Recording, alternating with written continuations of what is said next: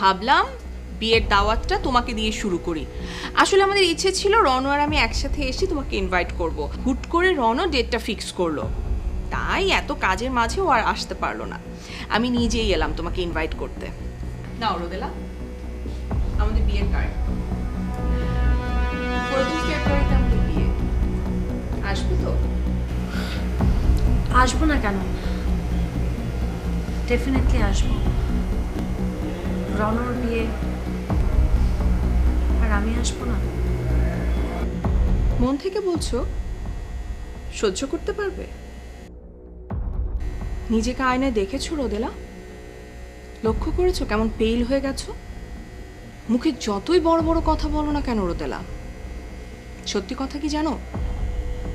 নিজের আপন মানুষটাকে অন্য কারোর সাথে দেখতে কোনো মহান ব্যক্তিও পারে না। জয়া, রণ মনে হয় তোমাকে একটা কথা বলেনি। রণ কিন্তু আমাকে রিফিউজ করেনি, আমি রণকে না করেছি।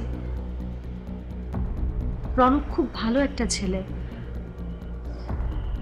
কিন্তু ও আমার টাইপ না। Don't try to be over smart Rodela. তুমি যদি রণকে ভুলেই যেতে, তাহলে রণর দেয়া চুরিটা এখনো তুমি পড়ে থাকতে না। তুমি আসলে রণর উষ্ণতা এখনো ফিল করতে চাও। শোনো, তোমার এসব বাজে কথা শুনবার সময় আমার নেই। আমি এই অর্নামেন্টটা জাস্ট হাতে পড়ে আছে, একটা সুন্দর অর্নামেন্ট, তার জন্য। এখানে কোনো ধরনের ইমোশনাল কোনো অ্যাটাচমেন্ট নেই। ও রিয়েলি? আমার মনে হয় তোমার যা জানার দরকার ছিল সেটা তোমার জানা হয়ে গেছে। আমার বাসার দরজাটা এই পাশে, তোমার মনে হয় চেনা আছে। তুমি কি একা যেতে পারবে নাকি আমার? রাবিশ।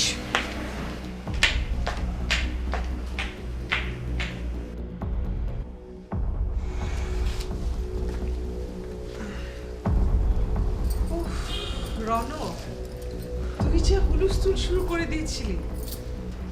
যাক বাবা, ভালো ভালো বিয়েটা শেষ হলো। ঠিক বলেছ মা, সব কিছু একদম প্ল্যান মোতাবেক হলো, সেটাই এনাফ। জয়া, তোমাকে কিন্তু খুব সুন্দর দেখাচ্ছে। তোমাকে দেখে আজকে আমি নিশ্চিত তুমি আমার ছেলেকে ঠিক খুশি করতে পারবে।